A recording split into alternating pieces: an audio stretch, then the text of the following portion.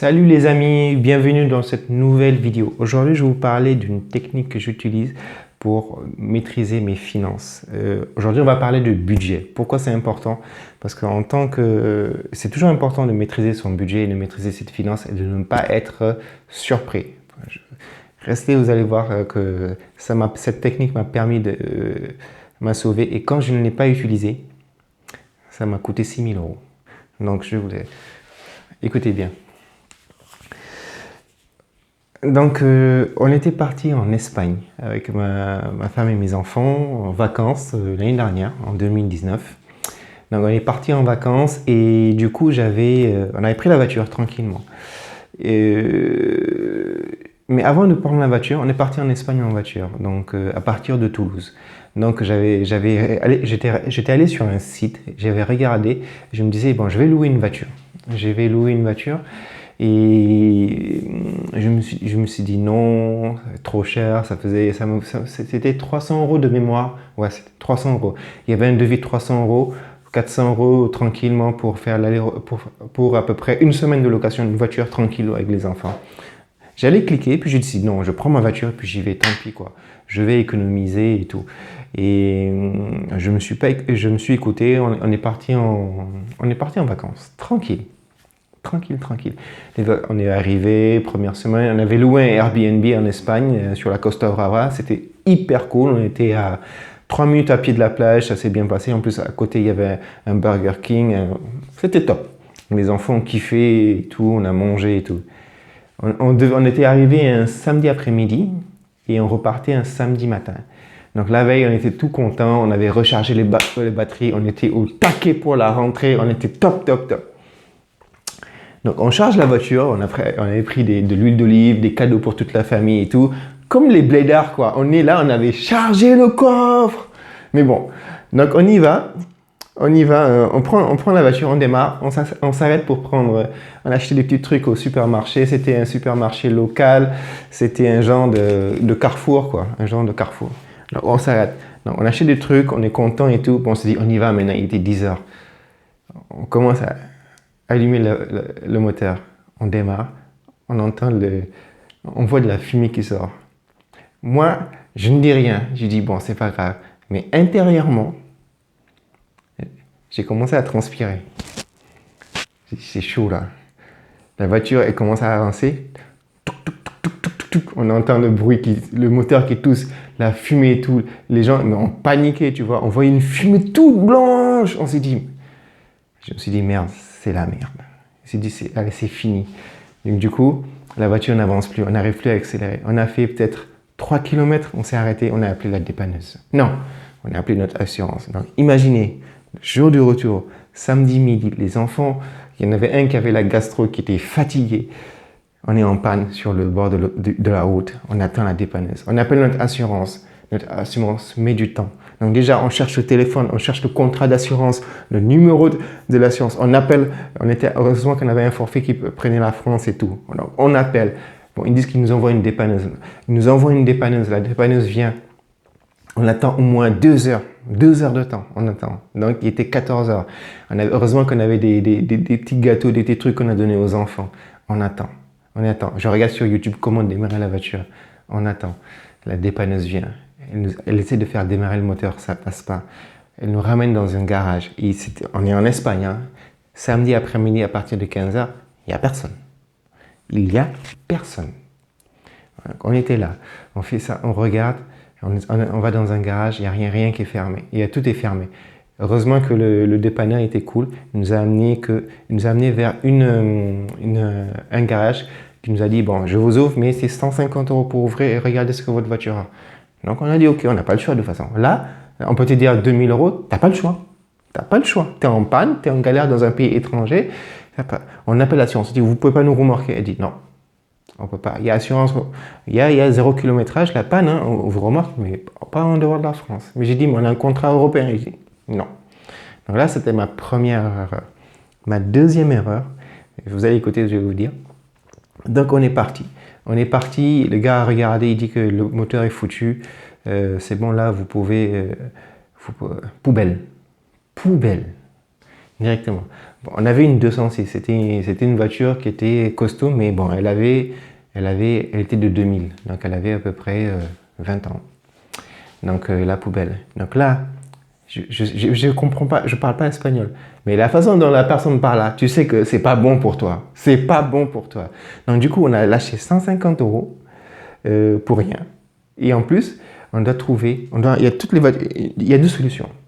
Soit tu restes là, tu trouves un hôtel, tu trouves un taxi qui te ramène à l'hôtel, que tu déposes tous tes bagages, tu viens de trouver un garage pour la réparer, tu la laisses pas. Donc du coup, les vacances, tu sais que lundi tu reprends le boulot. Donc c'est pas.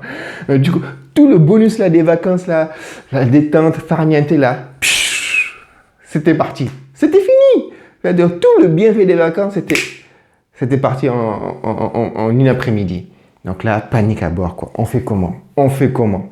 Donc du coup, finalement, bah, à un moment, on a regardé si on pouvait pas prendre l'avion, mais il n'y avait rien. On a regardé, on avait les enfants, mais on n'avait pas pris le passeport des enfants, ni la carte d'identité des enfants.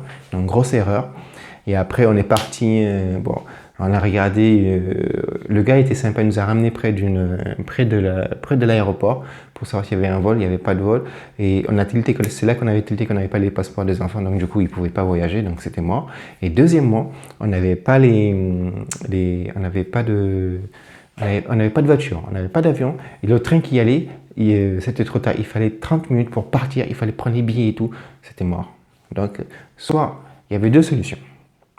Soit tu connais quelqu'un qui vient de Toulouse pour te chercher en voiture, mais là, il faut qu'il ait une grosse voiture. Il ne faut pas qu'il ait une petite Clio, sinon ça ne rentre pas avec les enfants et les bagages. Donc ça, c'est mort. Soit tu passes la nuit, tu prends une semaine, tu cherches un hôtel pendant une semaine, puis tu t'occupes, parce que les enfants doivent rentrer et tout, tu t'occupes de tout. Ou bien soit tu fais quoi? Ben, on a pris un Takesh. On a pris un taxi d'Espagne jusqu'à la maison. Tu veux faire quoi? Tu peux rien faire. Et donc, pourquoi je vous parle du budget? Ça nous a coûté 500 euros cette histoire. Hein. Le taxi là et tout. Je vous jure, à la frontière entre l'Espagne et la France, les gars, c'est la gendarmerie et la police aux frontières qui nous a arrêtés parce qu'ils voyaient un taxi qui passe la frontière. C'est pas commun, donc ils t'arrêtent, les flics. Ils t'arrêtent, c'est normal. Qu'est-ce qui se passe? Ben, on rentre chez nous. Comment ça, vous rentrez chez vous? Vos papiers, s'il vous plaît. On montre les papiers. On a montré nos cartes d'identité, hein. Donc on pouvait rentrer. On a dit, mais attends, je lui ai dit, ne cherchez pas à comprendre. On a eu une panne, la voiture on l'a laissée, et là on rentre chez nous en taxi. Il m'a regardé, il a regardé les enfants, il a eu pitié de nous, il a dit tenez, allez-y, courage. Il a eu pitié de nous, le gendarme, il s'est dit le gars il va casquer quoi. Donc on est parti, on est rentré. Et le taxi il nous regardait, il me dit mais c'est qui ces blacos là, je les ramène et tout, et est-ce qu'ils vont pas m'arnaquer? Mais non, on était avec tout. Il a été sympa, franchement il a été sympa, il a roulé là, il a mis le compteur, il a roulé tranquillement. Ça nous a coûté 500 balles. On est arrivé, on a payé en carte bleue. On a rangé. Parce que, honnêtement, si on devait attendre, payer une nuit supplémentaire dans l'urgence, mettre tous les bagages, on n'avait rien. Il fallait prendre un taxi, aller dans un hôtel qui nous prenne 2-3 jours pour qu'on puisse après chercher une réservation en train et tout. C'était compliqué. On a regardé le prix des trains plus le prix de l'hôtel. Ça recoûtait 100 euros l'hôtel. Plus le taxi 50 euros, plus ça faisait 150, plus aller au train, de l'hôtel au train à la gare, ça faisait 50 euros, ça faisait 200 euros, puis après 4 billets, on a pris le taxi, on est revenu direct. Ça coûtait moins cher et on ne se prenait pas la tête. Donc, tout ça pour vous dire que si vous n'avez pas un budget dans lequel chaque mois vous mettez 30% de côté, 10% de l'épargne de précaution, 10% pour de l'investissement et 10% pour ce que vous voulez, du loisir, ben vous êtes foutu. Vous êtes foutu.